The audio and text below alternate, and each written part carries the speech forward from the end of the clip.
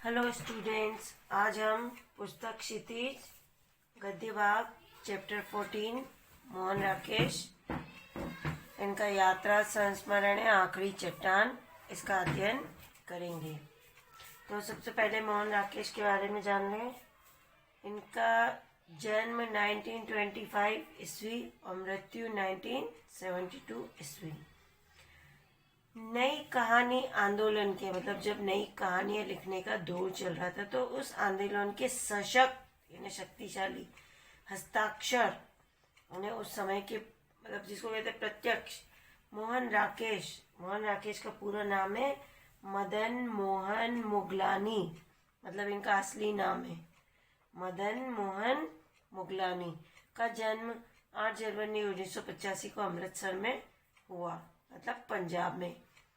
इन्होंने पंजाब विश्वविद्यालय से हिंदी और अंग्रेजी में एमए किया, मतलब पोस्ट ग्रेजुएशन।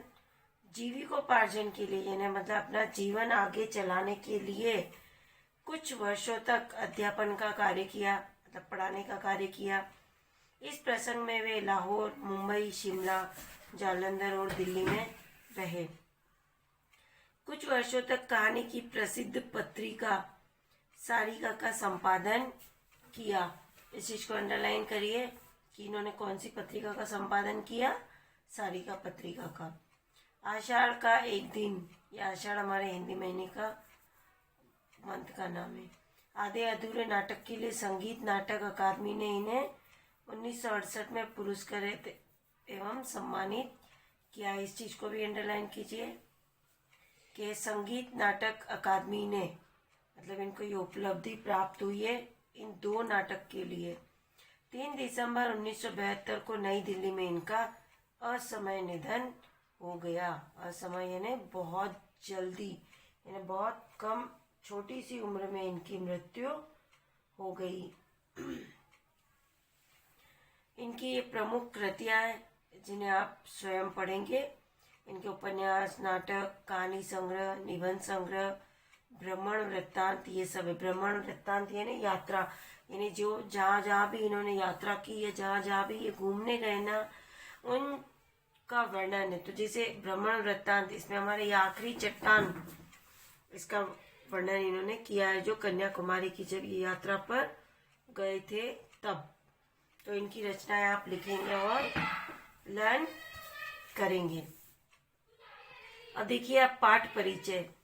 तो ये प्रस्तुत पाठ आखिरी चट्टान एक रोचक यात्रा संस्मरण है। रोचक यानी अच्छा लगने वाला, और यात्रा संस्मरण मतलब यात्रा जब इन्होंने की गई तो उसकी यादगार बातें, उसकी यादगार चीजें इन्होंने यहाँ पर अपने साथ शेयर की है। तो ये आखिरी चट्टान जो यात्रा व्रत में मोहन राकेश ने कन्याकुमारी और उसके आसपास के सागर तट के जो भव्य जो सौंदर्य है उसका बड़ा ही जीता जागता और कलात्मक वर्णन किया है इस चैप्टर में। लेखक एक बार यात्रा गया था कन्याकुमारी की। उस यात्रा में उसे वहां पर अनेक सुंदर सुंदर दृश्य देखने को मिले। कन्याकुमारी के दक्षिणी छोर पर अरब सागर, हिंद महासागर और बंगाल की खाड़ी के संगम, कि कन्याकुमारी में ये तीनों इनका संगम पर स्वामी विवेकानंद ने समाधि लगाई थी। और उसी जगह पर आखिरी चट्टान से लेखक वहां के शाम के दृश्यों को देखता रहा, संध्या के समय के दृश्यों को। उस चट्टान के पास ही अन्य कई चट्टानें हैं जिनमें एक ऊंचा स्थान सैंड हिल है, सैंड हिल के नाम से जाना था। ये सब चीजें आपको चैप्टर में विस्तार से आएगी। उससे सूर्योदय और सूर्यास्त का सुंदर दृश्य दिखाई देता है सैंड हिल के ऊपर चढ़कर। आखिरी चट्टान की यात्रा पर जाने वाले कुछ युवक बेरोजगारी के कारण व्यर्थ में भटक रहे थे, मतलब रोजगार नहीं मिलने से कुछ लोग युवक वहां जा जाकर सुसाइड कर लेते थे उस आखिरी चट्टान पर चढ़ कर। कुछ मिशनरी युवतियां अपनी धार्मिक आस्था का चिंतन कर रही थी। लेखक रात में केप होटल में ठहरा और वहां का वातावरण अति आकर्षक लगा। वहाँ सभी स्थानों का भ्रमण कर आखिरी चट्टान पर स्थित मंदिर के दर्शन कर लौट आया। इतना मतलब इन सब चीजों का विस्तार से इस चैप्टर में वर्णन है। और लेखक मानव मनोविज्ञान मतलब मनुष्य की साइकोलॉजी और सामाजिक संरचना, माने ये हमारा समाज का जो ढांचा है, इसकी सूक्ष्म समझ माने इसकी छोटी से छोटी समझ लेखक को है। इस कारण यह यात्रा वृत्तांत भौतिक विवरण और आंतरिक मनोदशा, आंतरिक यानी अंदर की मनोदशा का उदाहरण बन गई है। और भौतिक विवरण यानी बाहरी विवरण। भाषा इतनी पारदर्शी है, मतलब इतनी साफ सुथरी, इतनी क्लीन है कि लेखक के अनुभव पाठक के अनुभव में रूपांतरित होने लगे। मतलब जो लेखक ने अनुभव किया वो पढ़ने वाले के अनुभव में परिवर्तित हो गए। कन्याकुमारी के सूर्यास्त एवं सूर्योदय का अत्यंत सूक्ष्म अंकन, इसमें किया अंकन यानी आंका उसको मतलब लिखा। इस पाठ की अनुपम विशेषता है। इस चीज को अंडरलाइन कीजिए। मानो लेखक ने कलम से प्रकृति का चित्रांकन किया हो। मतलब लेखक कन्याकुमारी की यात्रा पर गया था और कन्याकुमारी जाने पर जहाँ तीनों सागरों का संगम होता है, बंगाल की खाड़ी और हिंद महासागर और अरब सागर, तो वहां पर जो आखिरी चट्टाने लेखक ने वहां पहुंचने तक जहाँ विवेकानंद ने समाधि लगाई थी, वहां पहुंचने तक बीच बीच में उनको जो भी सौंदर्य दिखे उनका बड़ी ही बारीकी से लेखक ने अध्ययन करके बताया है। देखिए अब आखिरी चट्टान, इस चैप्टर का नाम है आखिरी चट्टान है। कन्याकुमारी की यात्रा की जब उन तीन खाड़ियों का संगम है वहां पर जो आखिरी चट्टान है उस वहां तक पहुंचने का वर्णन है। तो देखिए अब कन्याकुमारी सुनहले सूर्योदय और सूर्यास्त की भूमि है। इस चीज को आप अंडरलाइन करेंगे। केप होटल के आगे बने बाथ टैंक के बाईं तरफ जहाँ लेखक ठहरा हुआ है वहां की बात कर रहा है वो। समुद्र के अंदर से उभरी स्याह चट्टानों में से एक पर खड़ा होकर मैं देर तक भारत के स्थल भाग की आखिरी चट्टान को देखता रहा।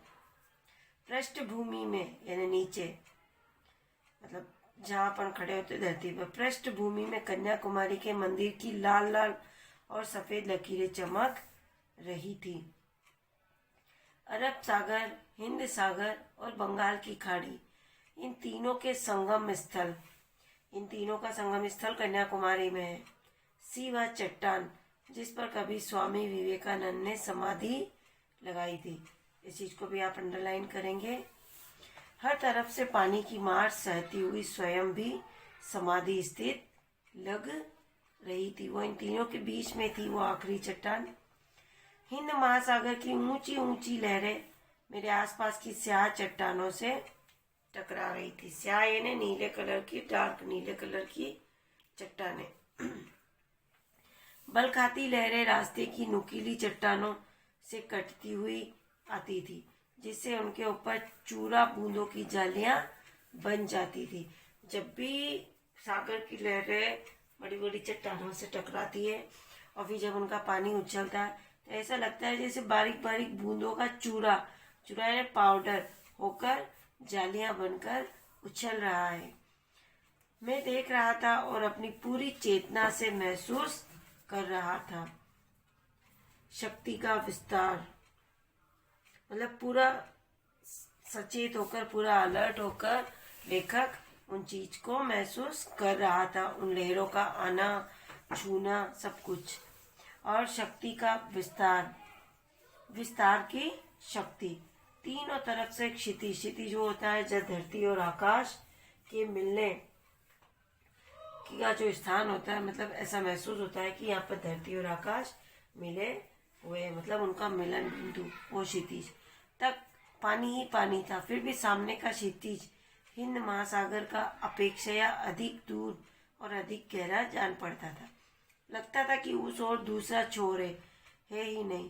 तीनों ओर के क्षितिज को आंखों में समेटता मैं कुछ दूर भूला रहा कि मैं हूँ एक जीवित व्यक्ति, दूर से आया यात्री, एक दर्शक। मतलब कवि वहां पर खड़ा होकर स्वयं को भूल गया। मतलब कहने का मतलब ये कि लेखक ये कहना चाहता है कि भाव आवेश में आकर कि समुद्र तट पर उभरी चट्टानों में से आखिरी चट्टान पर खड़ा होकर वह समुद्र की उछलती हुई लहरों एवं जल कणों की जालियों को एकटक देख रहा था। उस समय लेखक अपनी पूरी शक्ति के साथ यह अनुभव कर रहा था कि हिंद महासागर का कितना फैलाव है, मतलब हिंद महासागर कितना फैला हुआ है, उसके विस्तार में जल राशि की कितनी शक्ति लहरों के रूप में फैलती हुई दिखाई दे रही है। उस आखिरी चट्टान के तीनों तरफ अर्थात बंगाल की खाड़ी, हिंद महासागर और अरब सागर के संगम स्थल पर सब और धरती से लेकर आकाश तक पानी ही पानी दिखाई दे रहा था। सामने की तरफ हिंद महासागर क्षितिज से एकदम सटा हुआ लग रहा था। इस कारण वह अन्य सागरों की अपेक्षा अधिक दूर और अधिक गहरा जान पड़ता था। ऐसा प्रतीत होता था कि हिंद महासागर का कोई और छोर नहीं है, मतलब किनारा नहीं है, वह असीम एवं अनंत विस्तार वाला है। उस चट्टान से लेखक तीनों ओर के सागरों की अथाह जल राशि को एकटक देख रहा था। मतलब जहाँ तीनों खाड़ियों का संगम हो रहा है वहां पर एक चट्टान पर खड़ा होकर लेखक आसपास के दृश्यों को देख रहा था। उस अनोखे दृश्य को अपनी आंखों में समेटता रहा। कुछ देर तक ऐसा ही रहने पर लेखक भूल गया कि वह एक जीवित यात्री है। वह बड़ी दूर से आखिरी चट्टान देखने आया है। वह एक पर्यटक एवं दर्शक है। वह तो इस अपार जल राशि को देखकर स्वयं को अपने आप में खो गया था। आखिरी चट्टान के आत्मरूप हो गया था। तो उस दृश्य के बीच में जैसे दृश्य का एक हिस्सा बनकर खड़ा रहा। बड़ी बड़ी चट्टानों के बीच एक छोटी सी चट्टान जब अपना होश हुआ तो देखा कि मेरी चट्टान भी तब तक बढ़ते पानी में काफी गिर गई। मतलब एक चट्टान पर खड़ा था और उसको तब महसूस हो गया, एकदम होश आया कि उसकी चट्टान भी पानी से गिर गई है। मेरा पूरा शरीर सिहर गया, मतलब एकदम डर गया वो। मैंने एक नजर फिर सामने के उमड़ते विस्तार पर डाली, विस्तार यानी फैलाव, और पास की एक सुरक्षित चट्टान पर कूदकर दूसरी चट्टान पर से होता हुआ किनारे पर पहुंच गया। पहले तो वह बीच में आकर जहाँ चट्टाने थी वहां पर खड़ा होकर देख रहा था। अब वो किनारे पर पहुंच गया है। पश्चिमी क्षितिज में सूर्य धीरे धीरे नीचे जा रहा था।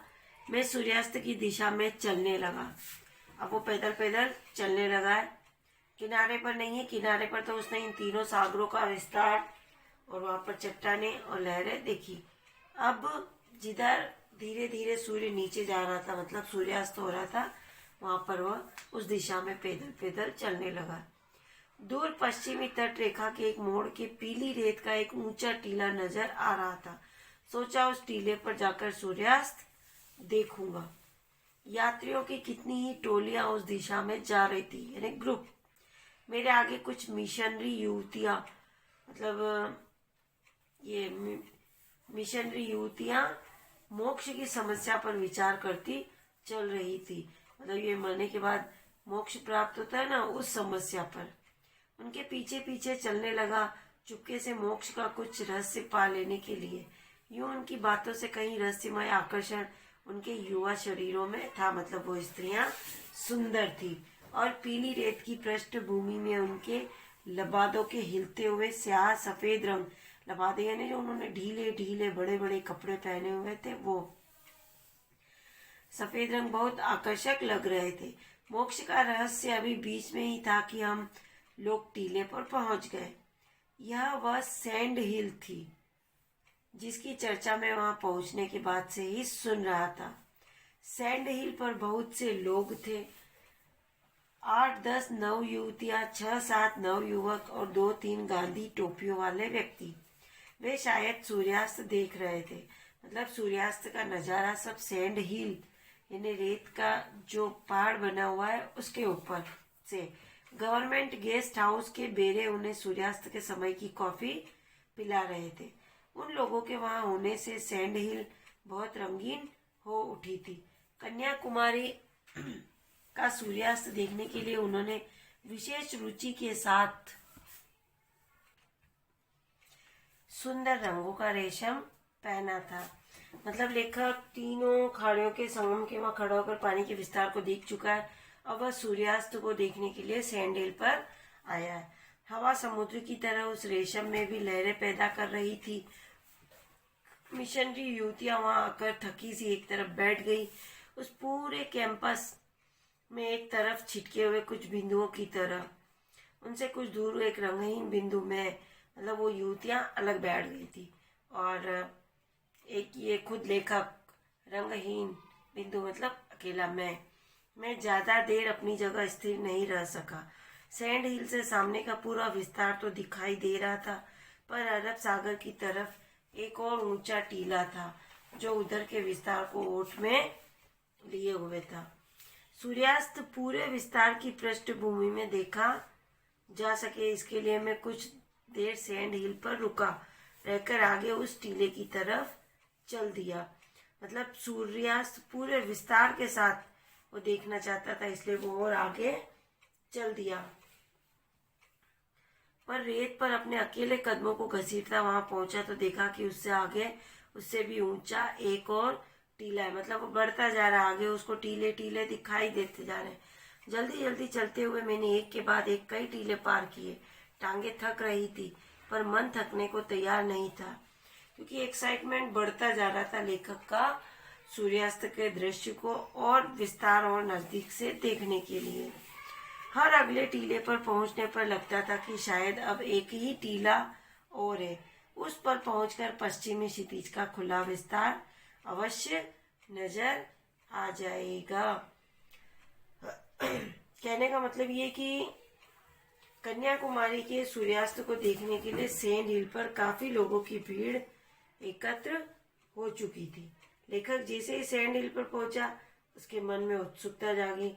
सूर्यास्त के दृश्य को क्यों न विस्तार के साथ देखा जाए।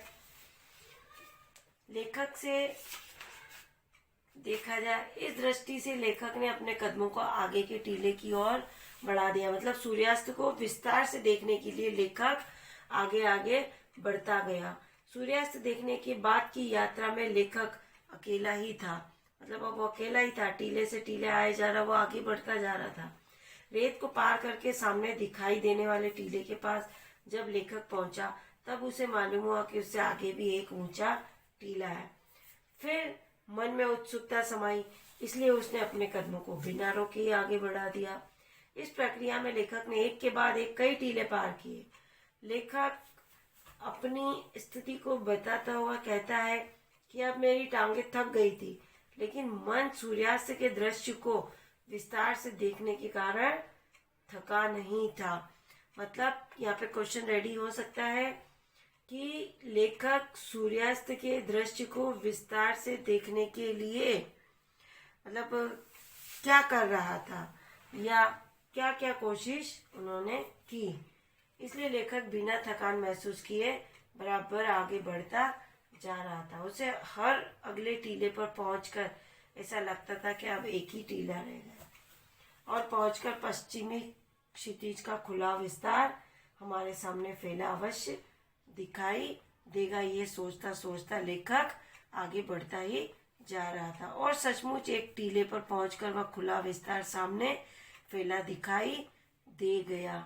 वहां से दूर तक रेत की लंबी ढलान थी, जैसे वह टीले से समुद्र में उतरने का रास्ता हो। सूर्य तब पानी से थोड़ा ही ऊपर था। अपने प्रयत्न की सार्थकता से संतुष्ट होकर मतलब जो उसने सूर्यास्त के विस्तार को देखने की जो कोशिश की उससे संतुष्ट होकर मैं टीले पर बैठ गया, ऐसे जैसे वह टीला संसार की सबसे ऊंची चोटी हो और मैंने उस चोटी को पहली बार सर किया हो, मतलब जीत लिया हो। पीछे दाईं तरफ दूर हटकर उगे नारियलों के झुरमुट यानी नारियलों के झुंड नजर आ रहे थे। वो पीछे दाई तरफ, एक सामने तो उसको वो सूर्यास्त का फैला हुआ दिख रहा था विस्तार, अब दाई तरफ, पीछे की तरफ, मतलब पीछे दाई तरफ नारियलों के झुरमुट, नारियल के लंबे लंबे पेड़ और उनके झुंड, गूंजती हुई तेज हवा से उनकी टहनियां ऊपर को उठ रही थी। आकाश की तरफ उठकर हिलती हुई वे टहनियां ऐसे लग रही थी जैसे उन्मुक्त रति के क्षणों में किन्हीं नग्न वन युवतियों की बाहें। पश्चिमी तट के साथ साथ सूखी पहाड़ियों की एक श्रृंखला दूर तक चली गई, जो सामने फैली रेत के कारण बहुत रूखी, बीहड़ और वीरान लग रही थी। अब लेखक मतलब जहाँ टीले पर बैठ गया उसके आगे पीछे साइड सभी के दृश्यों का वर्णन कर रहा है। सूर्य पानी की सतह के पास पहुंच गया था। सुनहली किरणों ने पीली रेत को एक नया सा रंग दे दिया। उस रंग में रेत इस तरह चमक रही थी जैसे अभी अभी उसका निर्माण करके उसे वहां उड़ेला हो। मैंने उस रेत पर दूर तक बने अपने पैरों के निशानों को देखा। लगा जैसे रेत का कुंवारापन पहली बार उन निशानों से टूटा हो। मतलब पहली बार मतलब रेत बिछाने के बाद पहली बार किसी ने उस रेत पर कदम रखा हो। इससे मन में एक सिहरन भी हुई, हल्की उदासी भी घिर आई कि मतलब वो अकेला ही है या पहली बार ऐसी जगह पर आया है। कहने का मतलब ये कि सूर्यास्त के समय सूर्य पीतिमा को धारण किए, मतलब पीलिमा मतलब लालिमा को धारण किए हुए सागर के जल की सतह के पास पहुंच गया था। उस समय यह दृश्य अति मनभावक था। अस्त होते हुए सूर्य की किरणें सुनहरी हो गई थी। इस आधार पर उन सुनहरी किरणों ने पीले रेत में एक नई आभा बिखेर दी, एक नई रोशनी उसके सौंदर्य को और मतलब 2 गुना कर दिया। उस रेत को देखकर ऐसा लग रहा था जैसे अभी अभी किसी ने नए रंग से रंग दिया हो। लेखक रेत के सौंदर्य पर आकर्षित होकर कहता है कि सूर्यास्त को सुनहरी रेत में किरणों में वह रेत ऐसी चमक रही थी जैसे अभी अभी किसी ने उसे सुनहरी रंग बनाकर वहां फैला दिया हो। मतलब उस रेत को लेखक कहता है कि उस मतलब नैनाभिराम मतलब एकटक रेत पर मैंने अपने पैरों के बने निशानों को देखा। उन निशानों को देखकर ऐसा लगा जैसे रेत पहली बार लेखक के पैरों के निशानों से ही टूटी हो। मतलब पहली बार लेखक यहाँ आया हो। लेखक के कहने का भाव यह है कि सूर्यास्त को विस्तार से देखने के लिए लेखक ही उन टीलों से अकेला गुजरा था, जिसके कारण केवल उसके ही पैरों के निशान उस रेत के टीलों पर दिखाई दे रहे थे।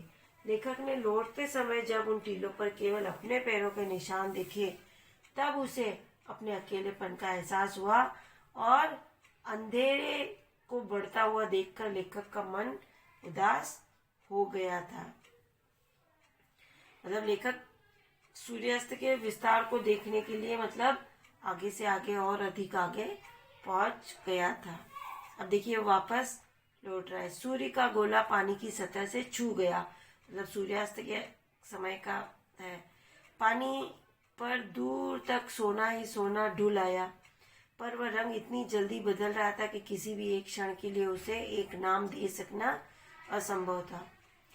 इस सूर्यास्त के पूरे वाले में क्वेश्चन बनेगा कि लेखक ने सूर्यास्त का वर्णन किस प्रकार विस्तार से किया है। तो यह आप पूरे सूर्यास्त का वर्णन आप करेंगे कि भाई रेत कैसे दिखाई दे रही थी, सूर्य कैसे पानी पर था, उसकी किरणें कैसे मतलब पानी में पीले रंग को घोल गई थी। इस तरह से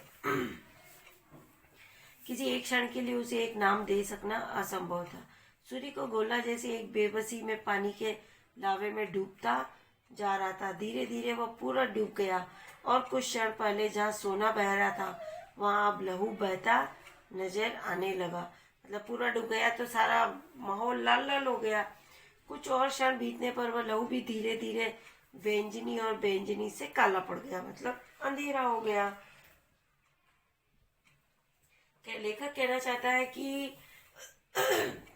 पश्चिम में डूबता हुआ सूर्य जब सागर के जल को छूने लगा तो सूर्य की जो सुनहरी आभा है वो सागर के जल के चारों ओर फैल गई। उसे देखकर ऐसा लगता था पानी दूर दूर तक सोना फैल गया, परंतु उस जल का रंग क्षण क्षण में परिवर्तित हो रहा था। उस समय उसे किसी एक रंग में बताना संभव नहीं था। लगता था कि वह सागर की विशाल जल राशि किसी ज्वालामुखी से निकला हुआ लावा है और बेचारा सूर्य विवशता से उस लावे में डूबता जा रहा था। मतलब लेखक सूर्यास्त का प्रत्यक्ष दृश्य देख रहा था और उसका प्रत्यक्ष वर्णन कर रहा था। एक एक क्षण का उन्होंने इसमें वर्णन किया है। थोड़ी सी देर में उस दृश्य का रंग बदल गया और क्षण भर पहले जो पिघला हुआ सोना दिखाई दे रहा था वह रक्त सा बहता हुआ लाल दिखाई देने लगा और पश्चिमी क्षितिज के नीचे जाते ही सूर्य का सुनहरा प्रकाश लाल खून के रंग में बदल गया और सारा जल इसी में लाल वर्ण में रंग गया। फिर वह रक्त लाल रंग धीरे धीरे बैंगनी और फिर बैंगनी से काला पड़ गया, अर्थात मतलब रात हो गई। मैंने फिर एक बार मुड़कर दाईं तरफ पीछे देख लिया तो नारियलों की टहनियां उसी तरह हवा में ऊपर उठी थी। हवा उसी तरह गूंज रही थी, पर पूरे दृश्य पट पर स्याही फैल गई थी। एक दूसरे से दूर खड़े झुरमुट स्याह पड़कर जैसे लगातार सिर धुन रहे थे और हाथ पैर पटक रहे थे। मैं अपनी जगह से उठ खड़ा हुआ और अपनी मुट्ठियां भींचता खोलता कभी उस तरफ और कभी समुद्र की तरफ देखता रहा था, क्योंकि अब अंधेरा हो गया तो लेखक को डर लगने लगा। और लेखक बताता है कि सूर्य डूबने के साथ ही सागर दृश्य का तट का दृश्य भी अपने आप बदल गया। वहां पर नारियल के वृक्षों की जो टहनियां पहले की तरह हवा में ऊपर उठी हुई थी, अब उनके बीच से बहने वाली हवा उसी प्रकार ध्वनि कर रही थी, किंतु अब अंतर यह था कि कुछ ही क्षण पहले जहाँ सुनहरे और लाल रंग दिखाई दे रहे थे, अब वह सारा दृश्य अंधेरे में डूबता हुआ नजर आ रहा था। वहाँ का प्राकृतिक दृश्य ऐसा लग रहा था जैसे चित्रकारी के वस्त्र पर काली स्याही फैल गई हो। मतलब वहाँ पर सब काले काले दिखाई पड़ रहे थे, अंधेरा हो गया था और वहाँ से हिलते रहने पर ऐसे लग रहे थे मानो अंधेरे के कारण अपनी शोभा नष्ट हो जाने से हताश और दुखी होकर वे अपने सिर धुन रहे हो। मतलब नारियल के पेड़ अंधेरा होने से और पूरे काले रंग में रंग जाने के कारण वे अपने सिरों को कूट रहे हो। बेचैनी से अपने हाथ पांव पटक रहे हो। लेखक अंधेरा बढ़ते देखकर अपने स्थान से उठ खड़ा हुआ और विवशता से अपनी मुट्ठियों को भींचता खोलता हुआ कभी उस काले पड़ते हुए सागर तट की ओर, कभी स्याही में डूबे प्राकृतिक परिवेश की ओर देख रहा था। इसी तरह सूर्यास्त के सुंदर दृश्य को लगातार देखने की लालसा रखने पर भी नहीं देख रहा था। इससे उसे कुछ निराशा एवं बेचैनी हो रही थी। मतलब अंधेरा हो गया, लेखक भी कुछ डरा सहमा सा दिखाई दे रहा था। अचानक ख्याल आया कि मुझे वहां से लौटकर भी जाना है। इस ख्याल से ही शरीर में कंपकपी भर गई। आते समय तो थोड़ी रोशनी थी। टीले बाय लेखक आगे बढ़ते गया और अकेला अलग था। अब वापस रिटर्न में आना है। चारों तरफ अंधेरा हो गया। दूर सैंड हिल की तरफ देखा, वहां स्याही में डूबे कुछ धुंधले रंग हिलते नजर आ रहे थे। जहां से सैंड हिल वो चलना शुरू किया, वहां से मैंने रंगों को पहचानने की कोशिश की, पर उतनी दूर से आकृतियों को अलग अलग कर सकना संभव नहीं था। मेरे और उन रंगों के बीच स्याह पड़ती रेत के कितने ही टीले थे। मन में डर समाने लगा कि क्या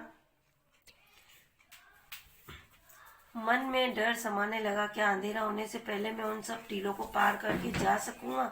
कुछ कदम उस तरफ बढ़ा भी, पर लगा कि नहीं, उस रास्ते से जाऊंगा तो शायद रेत में ही भटकता रह जाऊंगा जिधर से वो गया था।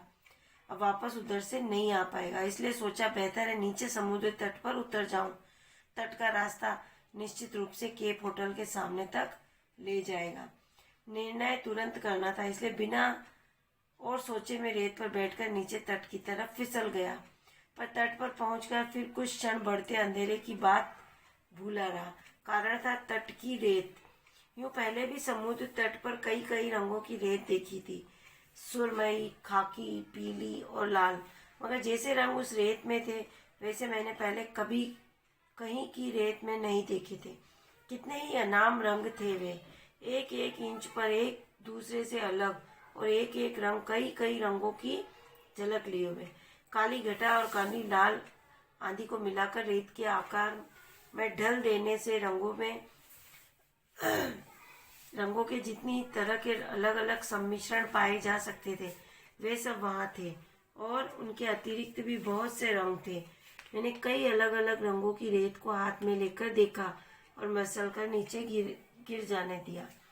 जिन रंगों को हाथों से नहीं छू सका उन्हें पैरों से मसल दिया। मन था किसी तरह हर रंग की थोड़ी थोड़ी रेत अपने पास रख लूं, पर उसका कोई उपाय नहीं था। यह सोचकर कि फिर किसी दिन आकर उस रेत को बटोरूंगा, मैं उदास मन से वहां से आगे चल दिया। मतलब वह नीचे की ओर जा रहा है, वापस जिस रास्ते से गया था उस रास्ते पर नहीं जा रहा है। समुद्र में पानी बढ़ रहा था, तट की चौड़ाई धीरे धीरे कम होती जा रही थी। एक लहर मेरे पैरों को भिगो गई तो सहसा मुझे खतरे का एहसास हुआ। मैं जल्दी जल्दी चलने लगा। तट का सिर्फ 3-4 फुट हिस्सा पानी से बाहर था। लग रहा था कि जल्दी ही पानी उसे भी अपने अंदर समा लेगा। एक बार सोचा कि खड़ी रेत से होकर फिर ऊपर चला जाऊं, पर वह स्याह पड़ती रेत इस तरह दीवार की तरह उठी थी कि उस रास्ते ऊपर जाने की कोशिश करना ही बेकार था। मेरे मन में खतरा बढ़ गया। मैं दौड़ने लगा। एक और लहरें पैरों के नीचे तक आकर लौट आई। मैंने जूता उतार कर हाथ में ले लिया। एक ऊंची लहर से बचकर इस तरह दौड़ा जैसे सचमुच वह मुझे अपनी लपेट में लेने आ रही हो। सामने एक ऊंची चट्टान थी। वक्त पर अपने को संभालने की कोशिश की, फिर भी उससे टकरा गया। बाहों पर हल्की खरोंच आ गई, पर ज्यादा चोट नहीं लगी। चट्टान पानी के अंदर तक चली गई थी। उसे बचाकर आगे जाने के लिए पानी में उतरना आवश्यक था, पर उस समय पानी की तरफ पांव बढ़ाने का मेरा साहस नहीं हुआ। मैं चट्टान की नोकों पर